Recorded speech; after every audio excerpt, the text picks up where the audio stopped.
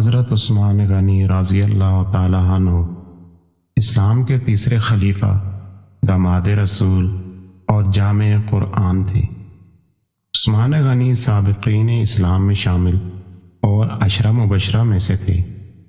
ان کی کنیت ذو النورین ہے کیونکہ انہوں نے حضرت محمد صلی اللہ علیہ وسلم کی 2 صاحبزادیوں سے نکاح کیا تھا۔ پہلے رقیہ بنت محمد سے کیا، پھر ان کی وفات کے بعد ام کلثوم بنت محمد صلی اللہ علیہ وسلم سے نکاح کیا۔ آپ رضی اللہ تعالیٰ عنہ کے والد ماجد کا نام عفان بن ابی العاص اور والدہ ماجدہ کا نام عروہ بنت قریظ تھا۔ آپ اپنے زمانے کے عرب پتی تھے۔ سخاوت کی وجہ سے غنی کے لقب سے مشہور ہوئے۔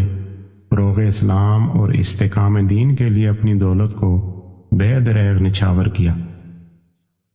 نبوت کے 13ویں سال میں جب مسلمان ہجرت کر کے مدینہ منورہ پہنچے تو وہاں پینے کے پانی کی بہت قلت تھی۔ مدینہ منورہ میں ایک یہودی کا کنواں تھا جو مسلمانوں کو پانی مہنگے داموں فروخت کرتا۔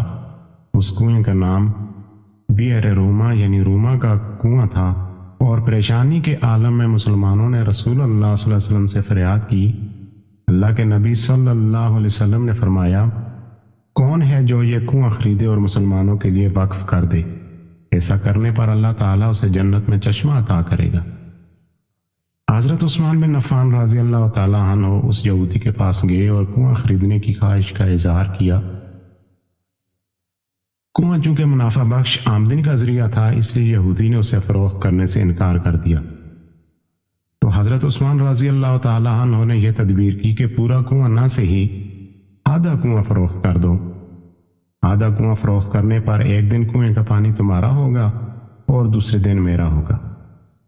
یہودی ان کی اس پیشکش پر لالچ میں آ گیا۔ اس نے سوچا کہ حضرت عثمان رضی اللہ عنہ اپنے دن میں پانی مہنگے داموں فروخت کریں گے، اس طرح اسے زیادہ منافع کمانے کا موقع مل جائے گا۔ چنانچہ اس نے آدھا کنواں حضرت عثمان بن عفان رضی اللہ تعالیٰ عنہ کو فروخت کر دیا۔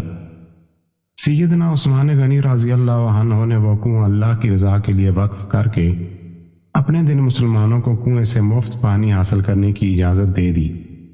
لوگ حضرت عثمان غنی رضی اللہ عنہ کے دن مفت پانی حاصل کرتے اور اگلے دن کے لیے بھی ذخیرہ کر لیتے۔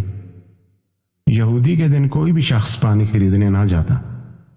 یہودی نے دیکھا کہ اس کی تجارت ماند پڑ گئی ہے تو اس نے حضرت عثمان سے باقی آدھا کنواں بھی خریدنے کی پیشکش کر دی، جس پر حضرت عثمان راضی ہو گئے اور کم و بیش 35,000 درہم میں پورا کنواں خرید کر مسلمانوں کے لیے وقف کر دیا۔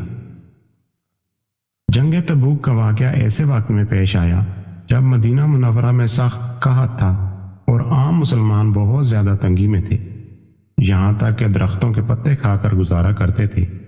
اسی لیے اس جنگ کے لشکر کو جیش اسرا یعنی تنگ دستی کا لشکر کہا جاتا ہے۔ ترمذی شریف میں حضرت عبد الرحمن بن خباب رضی اللہ تعالیٰ عنہ سے روایت ہے کہ میں رسول اللہ صلی اللہ علیہ وسلم کی خدمت میں اس وقت حاضر تھا جب آپ جیش اسرا کی مدد کے لیے لوگوں کو ترغیب دے رہے تھے۔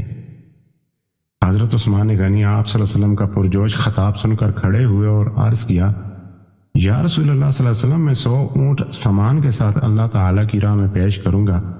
اس کے بعد پھر حضور صلی اللہ علیہ وسلم نے صحابہ اکرام رضوان اللہ تعالیٰ علیہم اجمعین کو سامان لشکر کے بارے میں ترغیب دی اور امداد کے لیے متوجہ فرمایا۔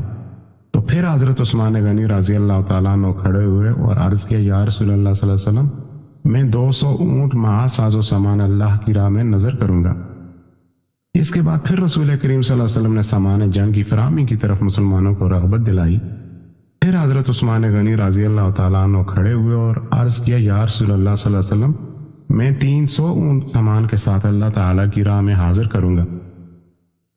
حدیث کے راوی حضرت عبد الرحمن بن خباب فرماتے ہیں، میں نے دیکھا کہ حضور صلی اللہ علیہ وسلم ممبر سے اترتے جاتے تھے اور فرماتے جاتے تھے، یعنی ایک ہی جملہ کو حضور سید عالم صلی اللہ علیہ وسلم نے 2 بار فرمایا۔ اس جملے کا مطلب یہ ہے کہ اب عثمان کو وہ عمل کوئی نقصان نہیں پہنچائے گا جو اس کے بعد کریں گے۔ تفسیر خازن اور تفسیر معالم التنزیل میں ہے کہ آپ رضی اللہ تعالیٰ عنہ نے ساز و سامان کے ساتھ 1000 اونٹ اس موقع پر پیش کیے تھے۔ حضرت عبد الرحمن بن سمرہ فرماتے ہیں کہ حضرت عثمان غنی جیش عسرہ کی تیاری کے زمانے میں 1000 دینار اپنے کرتے کی آستین میں بھر کر لائے۔ ان دیناروں کو آپ نے رسول مقبول صلی اللہ علیہ وسلم کی گود میں ڈال دیا۔